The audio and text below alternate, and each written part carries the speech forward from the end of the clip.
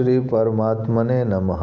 ओम श्री परमात्मने नमः। श्री चैतन्य चरित्रावली अध्याय महात्मा हरिदास जी का गोलोक गमन। आगे हरिदास जी ने कहा, प्रभु अब उतना जप होता ही नहीं, स्वतः ही कम हो गया है। हाँ, मुझे आपके श्री चरणों में एक निवेदन करना था।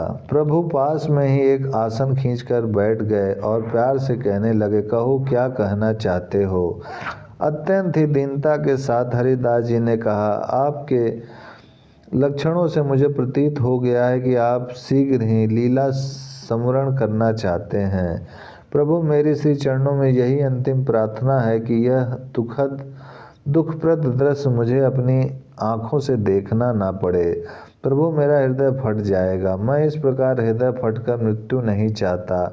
मेरी तो मनोकामना यही है कि नेत्रों के सामने आपकी मनमोहनी मूरत हो, हृदय में आपके सुंदर सुवर्ण की सलोनी सूरत हो, जीवा पर मधुराति मधुर श्री कृष्ण चैतन्य यह त्रिलोक पावन नाम हो, और आपके चारों चरित्रों का चिंतन करते करते मैं इस नश्वर शरीर को त्याग करूं।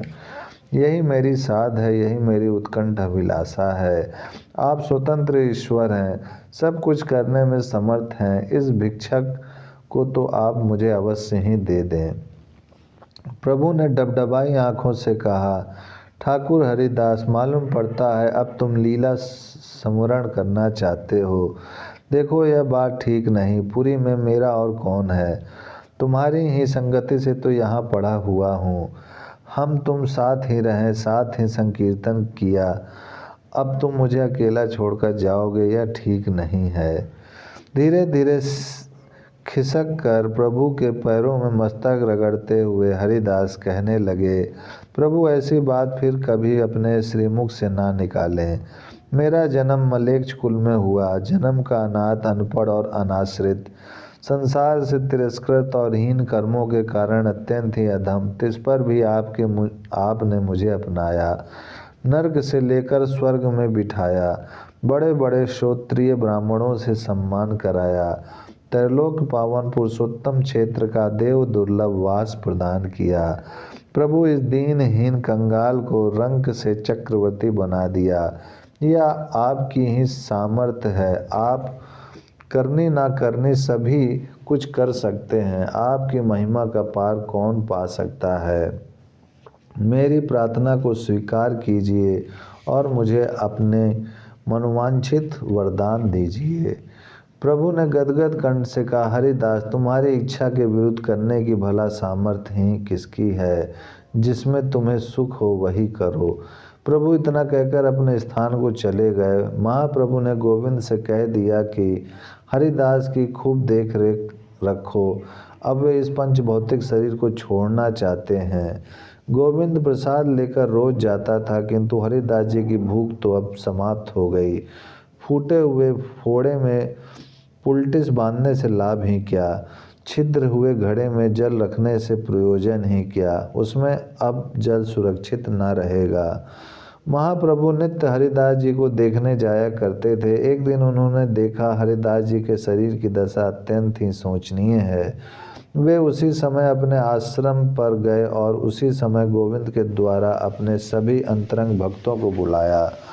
सबके आ जाने पर प्रभु उन्हें साथ लिए हुए हरिदास जी के आश्रम में जा पहुँचे। हरिदास जी पृथ्वी पर पड़े हुए धीरे धीरे हरे राम राम राम हरे हरे, हरे कृष्ण कृष्ण कृष्ण हरे हरे इस महामंत्र का जप कर रहे थे।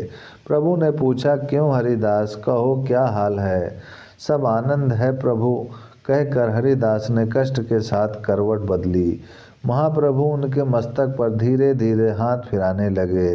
राय रामानंद, सार्वभौम भट्टाचार्य, स्वरूप दामोदर, वक्रेश्वर पंडित, गदाधर गोस्वामी, काशीश्वर, जगदानंद पंडित आदि सभी अंतरंग भक्त हरिदास जी को चारों ओर से घेर कर बैठ गए। धीरे धीरे भक्तों ने संकीर्तन आरंभ किया। भट्टाचार्य जोश में आकर उठ खड़े हुए और जोरों से नृत्य करने लगे। अब तो सभी भक्त उठकर और हरिदास जी को घेर कर जोरों के साथ गाने बजाने और नाचने लगे।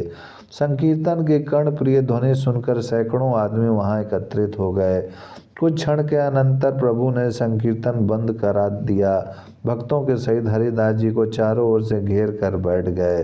प्रभु के दोनों कमलों के समान नेत्रों में जल भरा हुआ था। कंठ शोक के कारण गदगद हो रहा था। उन्होंने कष्ट के साथ धीरे धीरे रामानंद तथा सर्वभौम आदि भक्तों से कहना आरंभ किया। हरिदास जी के भक्ति भाव का बखान सहस्त्र मुख वाले शेषनाग जी भी अनंत वर्षों में नहीं कर सकते। इनकी सहिष्णुता, जागरूकता, तितिक्षा और भगवान नाम में अनन्य भाव से निष्ठा आदि सभी बातें परम आदर्श और अनुकरणीय हैं। इनका जैसा वैराग्य था वैसा सभी मनुष्यों में नहीं हो सकता। कोटि कोटि पुरुषों में कहीं खोजने से किसी में मिल सके तो मिले, नहीं तो इन्होंने अपना आचरण असंभव सा ही बना लिया था। यह कहकर प्रभु बेतों की घटना, वेश्या की घटना, नाग की घटना तथा इनके संबंध की और प्रलोभन संबंधी दैवी घटनाओं का वर्णन करने लगे। सभी भक्त इनके अनुपमेय गुणों को सुनकर इनके पैरों की धूलि को मस्तक पर मलने लगे। उसी समय बड़े कष्ट से हरिदास जी ने प्रभु को सामने आने का संकेत किया। भक्त वत्सल चैतन्य उन महापुरुषों के सामने बैठ गए। अब तक उनकी आंखें बंद थीं, अब उन्होंने दोनों आंखों को खोल लिया और बिना पलक मारे अनिमेष भाव से वे प्रभु के श्रीमुख की ओर निहारने लगे, मानो वे अपने दोनों बड़े बड़े नेत्रों द्वारा महाप्रभु के मनोहर मुखारविंद के मकरंद का तन्मयता के साथ पान कर रहे हों। उनकी दृष्टि महाप्रभु के श्रीमुख की ओर क्षण भर के लिए भी इधर उधर हटती नहीं थी। सभी मौन थे, चारों ओर निर्वता और स्तब्धता छाई हुई थी। हरिदास जी अत्यंत ही पिपासु की तरह प्रभु की मकरंद माधुरी को पी रहे थे। अब उन्होंने पास में बैठे हुए भक्तों की धीरे धीरे पद धूलि उठाकर अपने कांपते हुए हाथों से शरीर पर मली। उनकी दोनों आँखों की कोरों में से अश्रुओं की बूंदें निकल निकल कर पृथ्वी में विलीन होती जाती थीं। ओम शांति शांति शांति।